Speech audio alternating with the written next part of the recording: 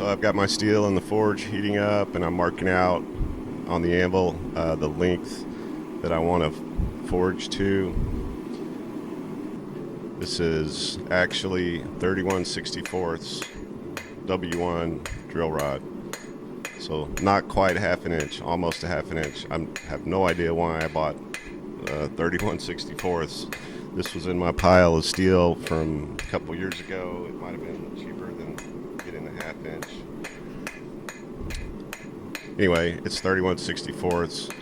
And for this forging process, should be pretty simple. Really, all I'm doing is drawing it down from a round bar to a flat bar, and then putting a taper on the end there for the cutting edge. And I use I think on the next heat here, you'll see me use the peen side of the hammer. I wanted to try and get a little bit more width. Wasn't quite wide enough, just forging it down flat, so I'm using the peen side to try and get some extra width to it. So I did that 1 or 2 heats on each side to try and draw out some more width, and then I went straight into forging the taper or the tip, and I hung the edge of the steel over the side of the anvil there to forge that tip. Pushes that steel down a little bit, makes kind of a little hook on the end, which you come back and straighten that out after you get your taper.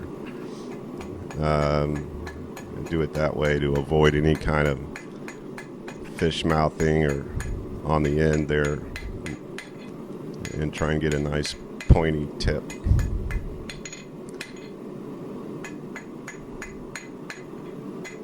A couple of heats to get the taper and the tip done, and then just made sure it was straight and fairly flat without too many indentations from the hammer, and checked my length here.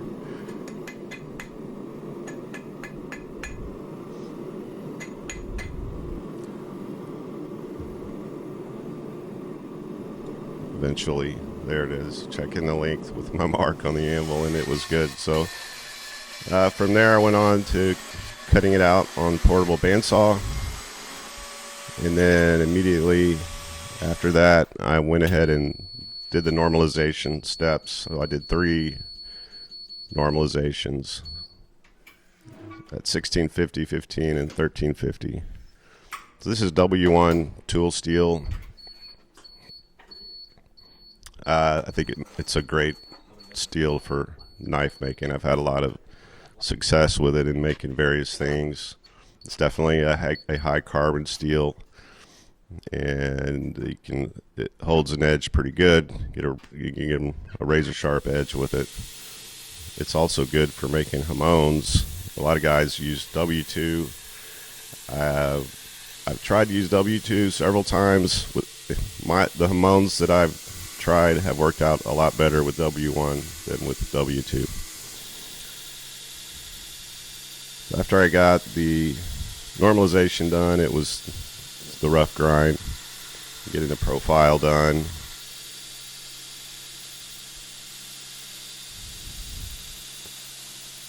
And I did go ahead and start the bevels on the rough grind, and I got the thickness of the cutting edge down to probably the thickness of a quarter.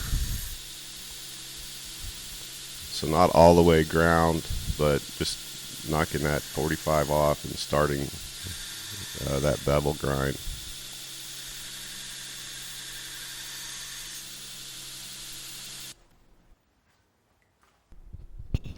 So the next step is to get my pinholes drilled in, and I'm just marking out where my scales are going to be, marking out the pinholes so I could drill those out. Actually decided later on I didn't like that design for the scales, and I changed it up a little bit. So see, the finished knife the scales don't quite look like that. Drilled those pinholes out with a 1/16 inch drill bit to get a pilot hole, and then a 1/8 inch drill bit for the pinholes, and I'm using a 1/8 inch copper rod for the pins. I had the profile and the holes drilled. So next was to harden the blade. Heated it up to 1465, quenched in Parks 50. Came out straight this time, no bends or warps. Tempered it at 410 for 2 hours. I did that twice.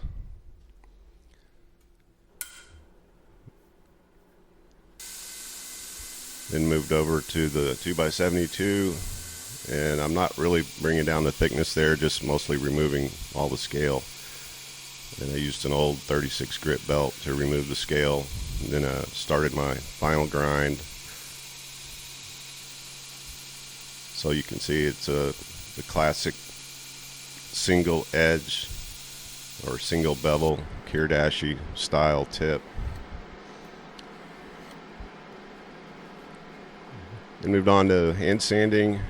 Getting, I think I ran it up to 220 grit on the grinder, and then hand sanded up to 600 grit. My maker's mark put in. I used to use an old battery charger for this. The battery charger went out. Didn't work anymore. So I started using my DC power supply. Didn't know if that would work initially, but now that's what I use every time. It works just fine. I got a piece of 1/8 inch brass plate, and I'm marking out the scales, cutting that out on a bandsaw.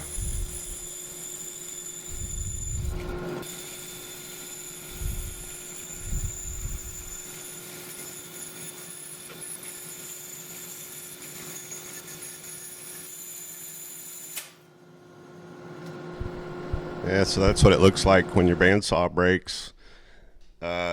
I had ordered some new blades a week or so before this happened because I knew that blade was getting dull, and put the new blade in.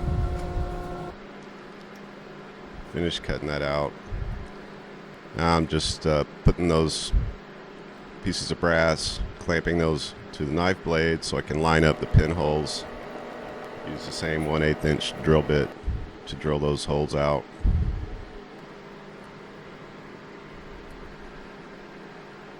And I'm laying out the pattern, and I just decided to use that same shape that I had, that sort of a pointed end of the blade, and transfer that over to the scales to have that same shape on the scales. Took that over to the grinder and got that ground out to shape.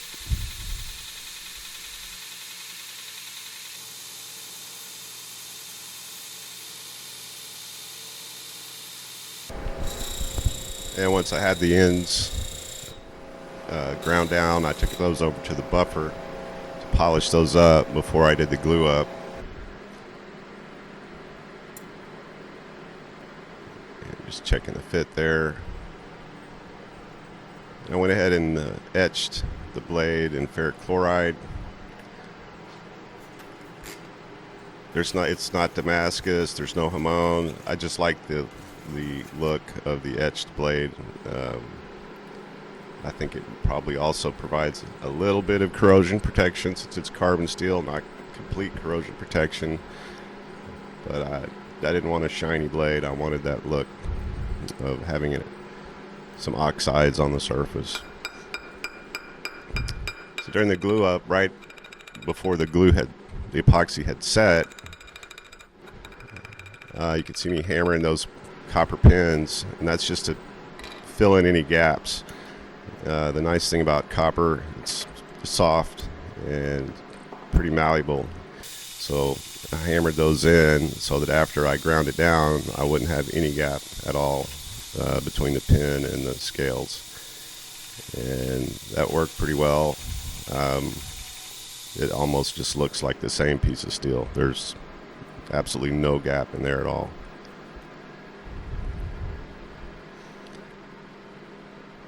So I'm laying out some lines. I'm going to do a little bit of filing work on the spine, on really both edges. So I'm just getting that all laid out before I go over with the file and the rotary tool to shape those edges.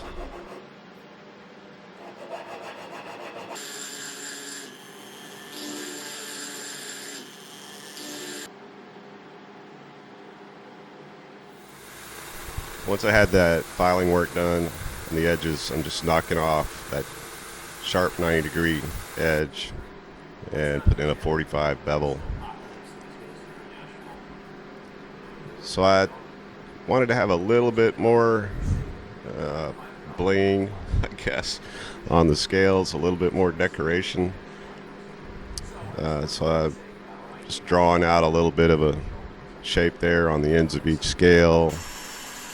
And then I just used the rotary tool and a burr bit there on the end to give some texture on each end of the scale. And I'm going to end up darkening the brass so that little texture kind of pops more when you darken it.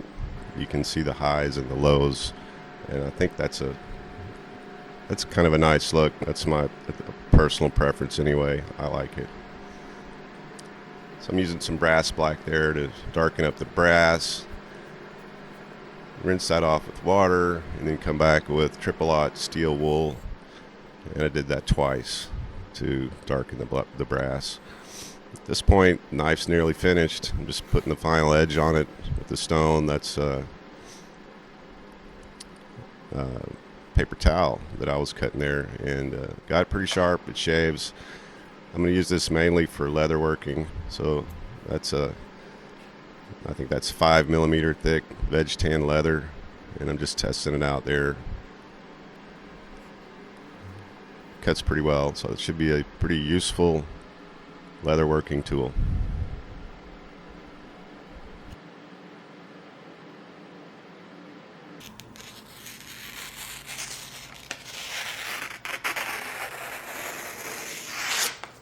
Thanks for watching.